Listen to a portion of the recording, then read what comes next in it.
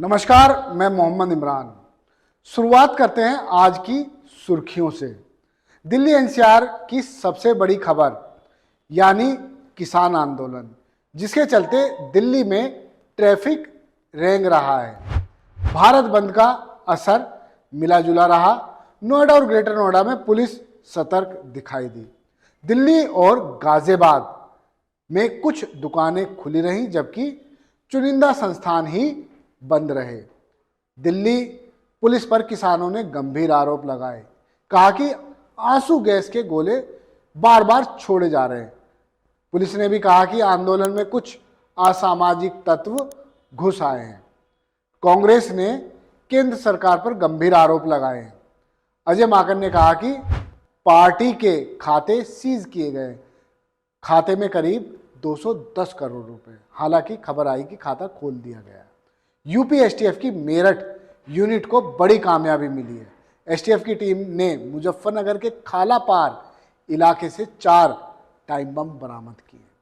Team ने एक आरोपी को गिरफ्तार किया, जिससे पूछताछ की जा रही है। अब बात करते हैं खास खबर की। आपने सुना होगा और पढ़ा होगा, उत्तराखंड सरकार ने यूसीसी लागू किया है। क्या आपको पता है कि इससे कुछ अनुसूचित जनजातियों को बाहर रखा गया है? कारण है उनकी परंपराएं। चलिए अब बात करते हैं विस्तार से। उत्तराखंड में धामी सरकार ने लगातार नए नए प्रयोग किए हैं, जिसका सीधा असर टूरिज्म पर पड़ा है। असर पॉजिटिव नहीं बल्कि नेगेटिव है। हल्द्वानी में हुई हिंसा ने नैनीताल में पर्यटकों को रोक दिया है। 50% से ज़्यादा लोगों ने होटलों की बुकिंग कैंसिल कर दी। नैनीताल की झील सैलानियों को देखने के लिए तरस रही है। लेकिन इस सब के बीच एक इंटरेस्टिंग खबर यूनिफॉर्म सिविल कोड की है, यानी समान नागरिक संहिता। इसका बिल पास हो चुका है और उत्तराखंड में बहु विवाह पर पूरी तरह प्रतिबंध लग गया है। लिव इन में रहने वाले लोगों को रजिस्ट्रेशन कराना होगा, मगर उत्तराखंड की परंपरा और अपनी परंपराओं को बनाए रखने वाली कुछ जनजातियों को छूट दे दी गई है, जिसमें शादी की छूट है। महिला प्रधान समुदाय में महिला एक से ज़्यादा शादी कर सकती है। सभी धर्म शादियां, तलाक, मेंटेनेंस, विरासत में एक कानून होगा, यानी जो हिंदू के लिए होगा वही मुसलमान के लिए होगा। मगर कुछ जनजातियां हैं जिनके लिए सरकार ने रियायत दी है। अब बताते हैं कि ये कौन कौन सी जनजातियां हैं। सरकारी पोर्टल पर देखें तो 5 जनजातियां इस श्रेणी में आती हैं, जिसमें भूटिया, जौनसारी, बावर, बुक्सा, थारू और राजी शामिल है। वर्ष 1967 में इन्हें अनुसूचित जनजाति मान लिया गया था। इनकी कुल आबादी राज्य की आबादी के करीब 3% है। ज़्यादातर जनजाति गांव में रहती हैं। जनजातियों की परंपराएं खत्म ना हो, इसलिए उत्तराखंड सरकार की ओर से यूसीसी से इनको बाहर रखा गया है। जौनसारी जनजाति में महिलाओं के बहु विवाह, यानी एक महिला कई पुरुषों से शादी कर सकती है।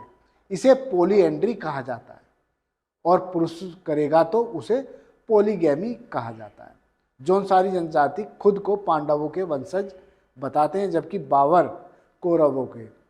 यही वजह है कि दोनों में शादियां भी बहुत कम होती हैं। लेकिन शादियों को लेकर एक बात समान है, बहुपतित्व की परंपरा है। महिला आमतौर पर एक घर में एक ही रहती है। जौनसारी जनजाति खुद को पांडवों का वंशज बताते हैं, जबकि बावर कौरवों का। यही कारण है कि दोनों में शादियां बहुत कम होती हैं। लेकिन शादियों को लेकर एक बात सामान्य है, बहुपतित्व की परंपरा। महिलाएं आमतौर पर एक घर में एक या 2 या कई भाइयों की पत्नी का रोल कर सकती है। इससे हुई संतान को बड़े भाई की संतान या बड़ी संतान माना जाता है। बता दें आखिर ऐसा क्यों? चलन में ऐसा केवल परंपराओं के नाम पर ही नहीं, बल्कि इसलिए भी हुआ क्योंकि पहाड़ी इलाकों में जमीन की कमी होती है। लोग खेती के लिए बहुत मुश्किल से जमीन जुटा पाते हैं। ऐसे में यदि परिवार बट जाएगा तो जमीन के छोटे छोटे हिस्से हो जाएंगे। इसका फायदा किसी को नहीं मिल पाएगा, बल्कि प्रैक्टिकली देखें तो यह चलन सही है। थारू जनजाति में महिलाओं के अलावा पुरुष भी कई शादियां कर सकते हैं, लेकिन कोई पक्के नियम नहीं है। आदिवासी परंपरा का मतलब लिखित या मौखिक नियम से नहीं बल्कि सहूलियत से होता है। स्त्री या पुरुष को अपने मन मुताबिक शादी करने की छूट होती है। अपना साथी चुनने की पूरी आज़ादी मिलती है।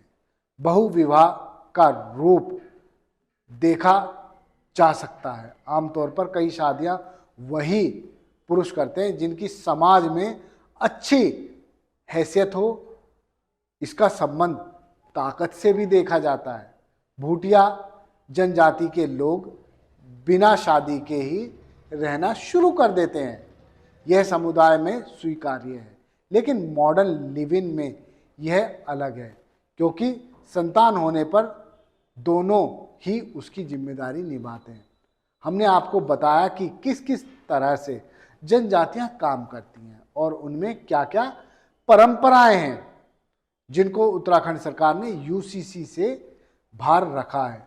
उत्तराखंड में सबसे ज़्यादा थारू जनजाति के लोग हैं, जिनकी कुल 33% जनसंख्या है। इसके बाद जौनसारी है, जिनकी करीब 32% जनसंख्या है। भोटिया की केवल 14% के आसपास है।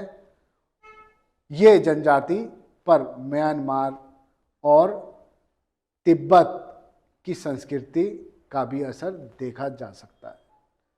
हालांकि उत्तराखंड में कई ऐसे इलाके हैं जहां ये सभी परंपराएं बहुत कॉमन हैं। इसी वजह से उत्तराखंड सरकार की ओर से पहले सर्वे कराया गया और फिर यूनिफॉर्म सिविल कोड लागू कर दिया गया। धन्यवाद। आप देखते रहिए जय हिंद जनाब। चैनल को लाइक और सब्सक्राइब करना ना भूलें। जय हिंद।